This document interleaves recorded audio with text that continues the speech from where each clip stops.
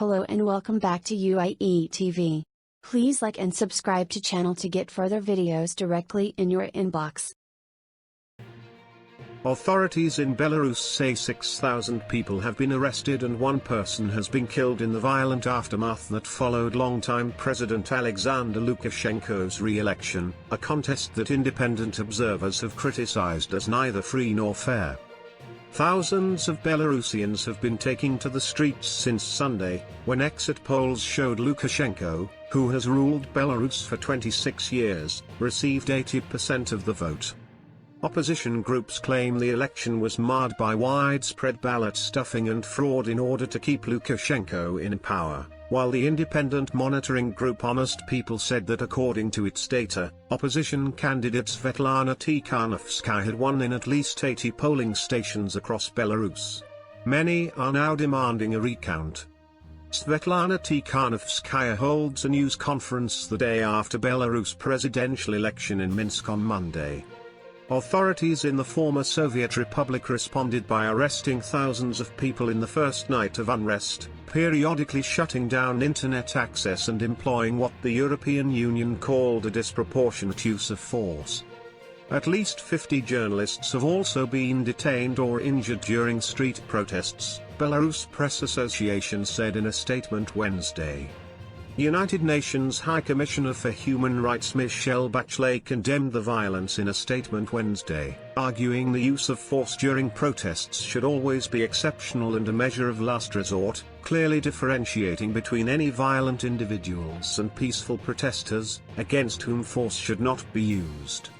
The European Union and the United States are both considering enacting sanctions on Belarus for its response, while autocratic regimes like Russia and China have voiced support for Lukashenko. Lukashenko has downplayed accusations of violently cracking down on his opponents.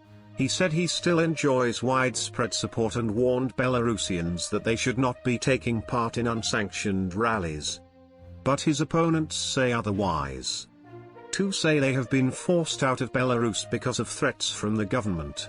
Tikhanovskaya, who stood in for her husband as an opposition candidate after he was jailed in the run-up to the vote, fled the country earlier this week. Her campaign told CNN on Sunday that 9 people associated with the campaign had been arrested, and her decision to leave was made in part to free her peers. A representative for Tikhanovskaya, Olga Kovalkova, told Belarusian outlet Tut.by on Tuesday that Tikhanovskaya had no choice, and said that part of the opposition candidate's team was still being held hostage. Tikhanovskaya and her children are now in neighboring Lithuania, which has offered to mediate the dispute. There have been protests reported in dozens of cities and towns, but the bulk of arrests have occurred in the capital, Minsk, where key ring roads and streets were blocked by demonstrators on Monday evening and police deployed tear gas and rubber bullets to disperse crowds.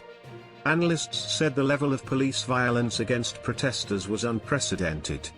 They have used water cannons, stun grenades, rubber bullets, tear gas. Alex Kokcharov, a political risk analyst at IHS Markit, who specializes in Belarus, told CNN.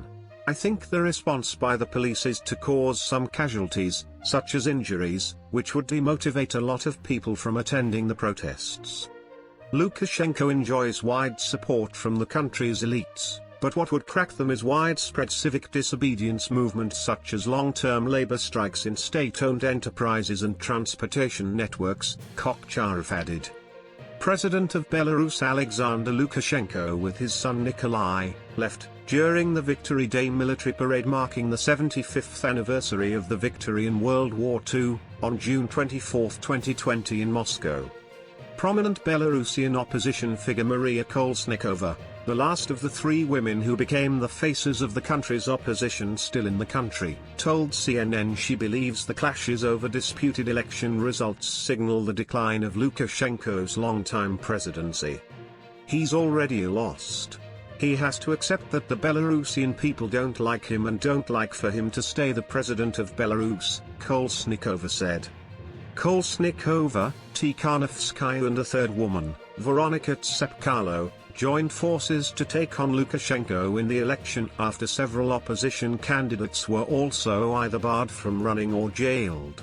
Lukashenko dismissed them as poor girls in his annual State of the Union address last week, and said he would not give the country away. But the trio appeared to enjoy significant support. Tikhanovskaya's campaign rallies saw significant turnouts even in small Belarusian towns not known for their protest activity. About 63,000 people attended the largest event in Minsk in July, making it the biggest demonstration in the past decade. Thanks for watching Universal Information and Entertainment TV. Please like and subscribe our channel for more updated videos, news, information and entertainment. See you in next video. Stay tuned.